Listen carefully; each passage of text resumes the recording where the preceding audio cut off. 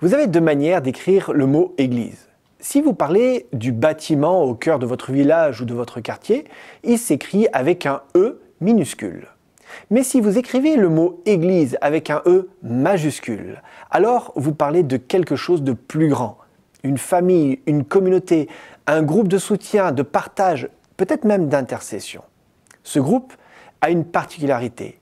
Il a pour personnage central Jésus-Christ. L'Église n'est pas un lieu, mais un groupe de rencontres et de vie. Bernard et Lucas nous plongent ce soir dans la 12e croyance de l'Église adventiste du 7e jour.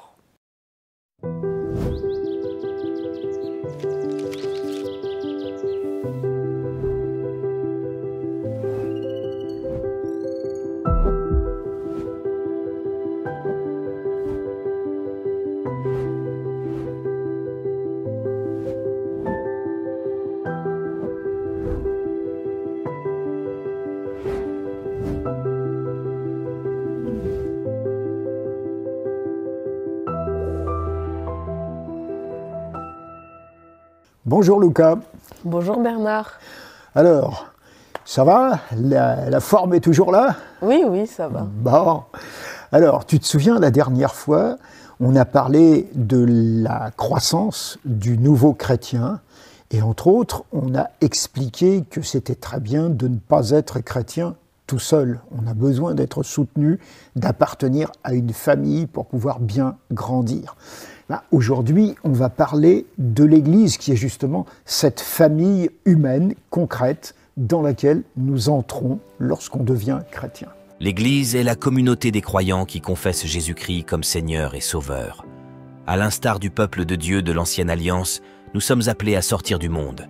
Nous nous assemblons pour adorer, pour fraterniser, pour nous instruire dans la parole de Dieu, célébrer la Sainte Seine, venir en aide à nos semblables et proclamer l'Évangile au monde entier.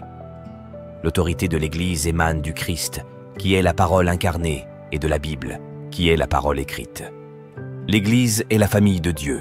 Adoptée par le Seigneur comme ses enfants, ses membres vivent selon les statuts de la Nouvelle Alliance. L'Église est le corps du Christ, une communauté de foi dont il est lui-même la tête. L'Église est l'épouse pour laquelle le Christ est mort afin de la sanctifier et de la purifier.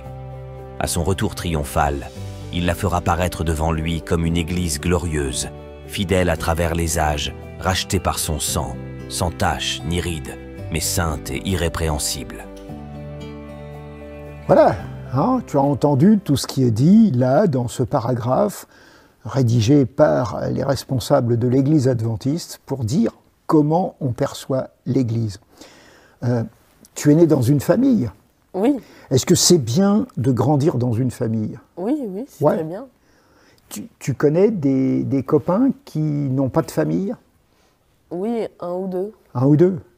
Est-ce que tu as l'impression que c'est plus facile pour toi avec une famille ou pour eux sans famille? J'ai l'impression que c'est plus facile pour moi, mais justement, il faut du coup qu'on les accompagne tout le temps au cas où et pour qu'ils sentent qu'ils ne soient pas seuls. Voilà, parce que se retrouver tout seul dans la vie, c'est quand même dur. C'est pas évident. Oui.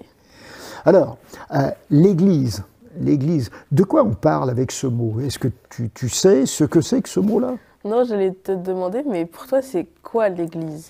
Alors, d'abord, si tu veux, le mot français « Église » vient d'un mot latin, « ecclesia », ou plutôt grec, excuse-moi, qui veut dire « ecclesia », ça veut dire « appel », et « ek », ça veut dire « dehors ». On est appelé en dehors, c'est-à-dire à sortir de quelque chose.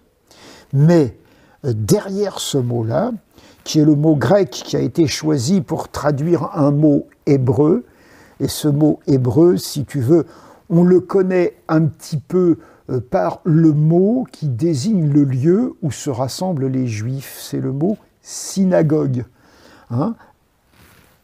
Agog, c'est en fait aller, et syn, aller pour être ensemble, se rassembler, si tu veux. Alors l'Église, c'est une assemblée, c'est un rassemblement de gens qui étaient appelés à sortir de leur ancienne vie pour faire partie d'une nouvelle famille. C'est un petit peu ça que dit. Alors bien sûr, on a l'habitude de donner ce nom à des bâtiments. Quand tu visites un village, la plupart des villages français ont une église. plus ou moins grandes, plus ou moins belles, plus ou moins vieilles, plus ou moins... Mais dans la plupart des villages français, il y a des églises. Ce qui montre que dans l'histoire, il y a des gens qui ont bâti des bâtiments pour que justement on puisse s'y rassembler, pour qu'on puisse y former cette famille, s'y retrouver dans la famille, dans cette organisation humaine, ce rassemblement d'êtres que sont les croyants. Donc voilà pour ce qui est du mot. Maintenant, aujourd'hui, je ne sais pas si tu as constaté, mais il y a des tas de gens qui me disent à moi, bon, Jésus, ouais, il m'intéresse ce type-là, il a des idées intéressantes, il a eu un comportement que j'admire. Ouais, Jésus, je veux bien de Jésus dans ma vie, mais je ne veux pas d'une église. Je ne veux pas être avec les autres, parce que j'ai l'impression que les autres, ils veulent me forcer à faire des choses que je n'ai pas envie de faire. Est-ce que tu as l'impression que l'église, c'est quelque chose qui pourrait te forcer à faire des choses que tu ne veux pas ? Moi, non, mais peut-être qu'il y a d'autres personnes qui sentent que c'est un peu une obligation. Ouais. Alors c'est vrai que quand on est avec d'autres, on perd une partie de sa liberté. Parce qu'on tient compte de l'autre. Si tu es avec un copain et que vous avez prévu de faire quelque chose ensemble et que, je ne sais pas, à un moment donné, il y a quelque chose qui empêche que ce que vous aviez prévu se fasse, pour décider de faire autre chose, comment on fait ? Il faut y réfléchir à deux et écouter les propositions. Même Voilà. si, par exemple, des fois, je peux proposer quelque chose, mais lui ne va pas être d'accord, donc il va falloir trouver autre chose. Donc on négocie, on discute. Et quand on discute, ça veut dire qu'on est prêt à abandonner une partie de notre liberté pour écouter l'autre en se disant, bah oui, quand on est plusieurs, notre liberté est réduite, elle est restreinte un petit peu, parce que tenir compte de l'autre, c'est accepter que lui aussi est une liberté et que la mienne doit lui faire de la place. Et c'est vrai que le fait de participer à une église, ça implique de perdre une partie de sa liberté, mais pas parce qu'on nous y oblige, mais parce qu'on le veut bien. Parce que comme tu le décrivais, si tu discutes avec l'autre et si tu écoutes et s'il te fait une proposition, c'est peut-être pas celle que tu avais envie, mais sa proposition, si tu l'acceptes, c'est que tu y trouves quelque chose d'intéressant quand même. Du moins j'espère. Oui, oui, bien sûr. Et donc si tu veux ce dialogue, cette décision commune qu'on va faire après s'être écouté, ben, c'est une expérience très intéressante. Parce que, de même qu'on disait tout à l'heure que la vie est beaucoup plus difficile quand on est tout seul, qu'elle est bien plus agréable quand on est accompagné, quand on est dans une famille, c'est vrai que des fois, dans une famille, il y a des conflits, on n'est pas d'accord. Et dans l'Église, il peut y avoir aussi des conflits. Et toute l'histoire, si tu veux, du christianisme montre qu'il y a eu plein de conflits à l'intérieur du christianisme. Ça n'empêche que, comme le disait le texte qu'on a écouté, l'Église, c'est une famille, c'est la famille de Dieu. D'ailleurs, on va lire un petit texte dans le livre des Actes des Apôtres, où, dans un de ses récits, l'apôtre Paul explique comment il conçoit l'Église. C'est dans ce livre intéressant, qui me passionne, moi, qu'on trouve plein de choses sur les débuts du christianisme et sur les conceptions qui sont nées à cette époque. Faites bien attention à vous-même et à tout le troupeau que l'Esprit Saint vous a donné à garder. Prenez soin de l'Église de Dieu. Il a donné son sang pour la sauver. Actes chapitre 20, verset 28. Voilà, l'apôtre Paul est en train de parler à des gens qu'on appelait à l'époque des anciens dans l'Église. Et le mot ancien a donné des presbytes et a donné le mot prêtre en français. Tu vois, c'est la déformation de certains mots anciens grecs qui sont devenus des mots français. Or, un responsable d'église, aujourd'hui, dans les milieux catholiques ou orthodoxes, on l'appellera un prêtre, mais dans les milieux protestants, on va l'appeler un pasteur ou un ancien, quelqu'un qui a une fonction. Et alors, quand on dit pasteur, eh ben, on reprend l'image que l'apôtre a employée. l'Église, c'est comme un troupeau de moutons, et le pasteur, c'est le berger, celui qui a l'action pastorale, c'est-à-dire qui conduit ce troupeau, qui l'amène à l'endroit où il va pouvoir manger, à l'endroit où il va pouvoir boire, où il sera en sécurité, pas menacé par les loups ou les autres prédateurs.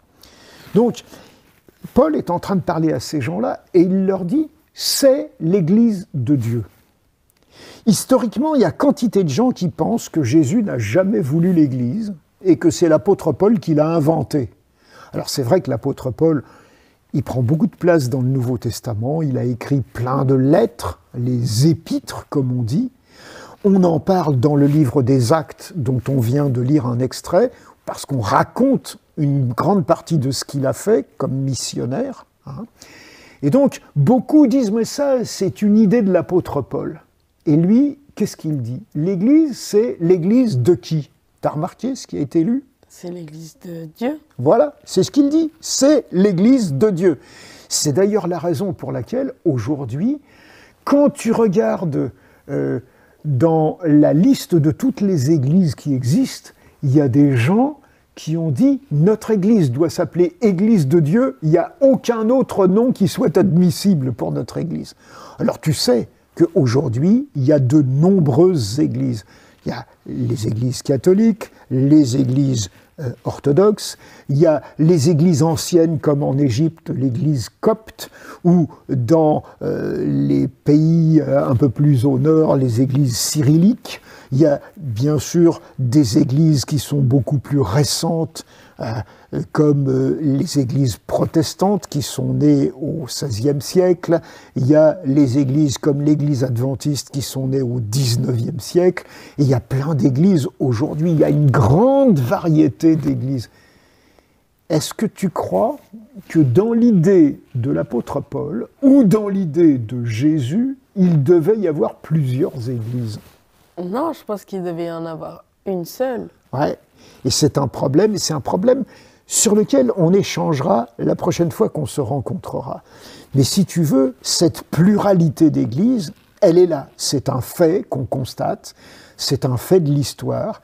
Et très souvent, il y a eu des disputes, si tu veux, pour essayer de savoir laquelle était la bonne, comme s'il n'y en a qu'une seule qui pouvait être la bonne.